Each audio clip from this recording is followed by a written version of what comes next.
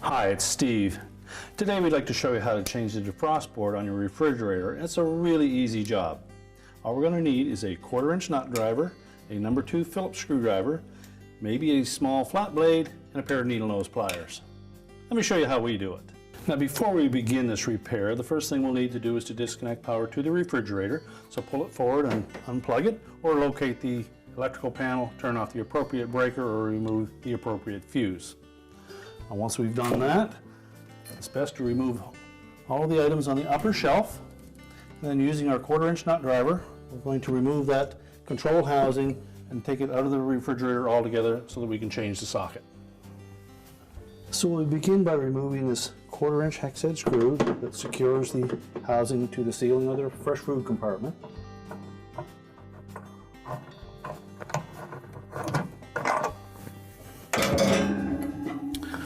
And just allow that to lower down. Next we'll need to remove that wire harness connector. And just put your flat blade screwdriver in at the front there to remove that connector.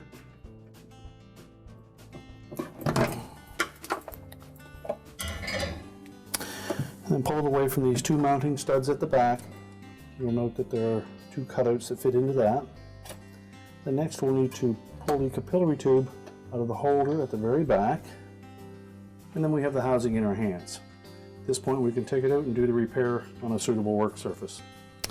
Now with the control housing on a suitable work surface, our next step will be to remove the wire terminals from the old defrost board.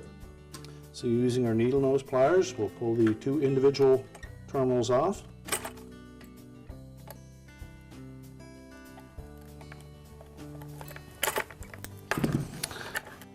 Now to remove that 4-wire terminal block, or off now they're quite snug, so take your flat blade screwdriver and just pry against the board to get it loose.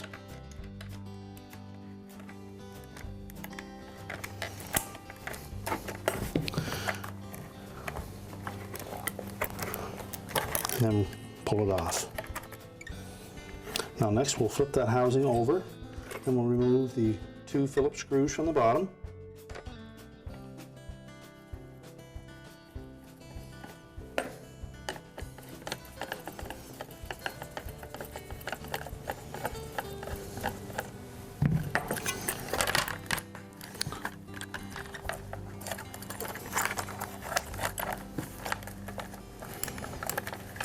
You can then lift the old defrost board off and set it aside.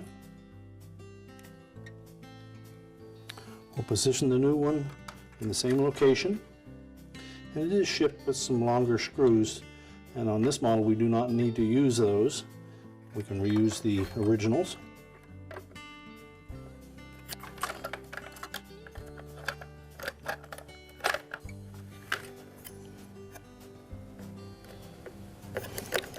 So begin by lining up the screw holes with the holes in the housing.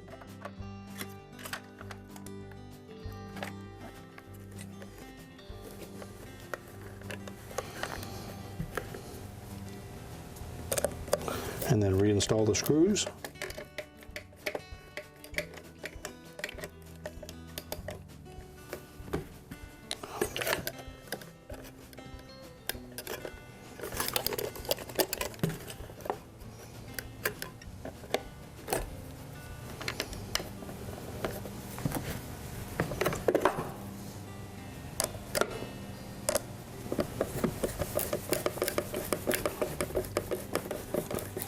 And tighten those both securely.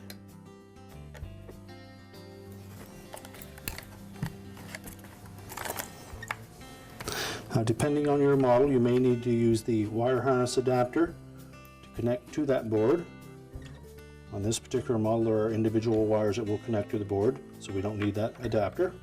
We'll start by putting the 4-wire terminal connector on first, and make sure it is fully inserted onto the edge of that board. And next we'll install the 2 individual wires, and the color codes are marked on the board.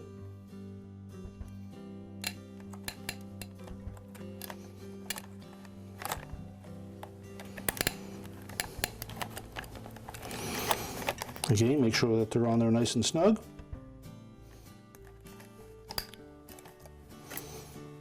And now we're ready to put the assembly back in the refrigerator. Now to reinstall the housing, the first thing we'll do is to position that capillary tube through these holes in the air inlet duct. Make sure it goes through all three. And next we're going to engage that wire harness connector. And make sure that locking tab in the front engages. Then next we're going to put those two fork-shaped ends over the mounting studs on the ceiling. And push that back so that it supports the back end of it.